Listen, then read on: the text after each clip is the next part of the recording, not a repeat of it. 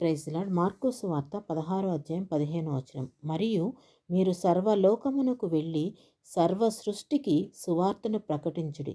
నమ్మి బాప్తీసము పొందినవాడు రక్షింపబడును, నమ్మని వానికి శిక్ష విధింపబడును. యేసుక్రీస్తు వారు పరలోకమునకు చేర్చుకొనబడక మునుపు ఆఖరిగా పలికిన మాటలు ఇవే.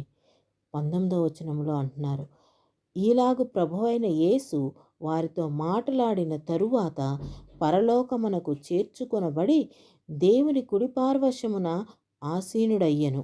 వారు బయలుదేరి వాక్యమంతటా ప్రకటించిరి. ప్రభువు వారికి సహకారుడై యుండి వెనువెంట జరుగుచూ వచ్చిన సూచక క్రియల వలన వాక్యము స్థిరపరచబడి ఉండెను. ఆమెన్. వాక్యము స్థిరపరచబడింది.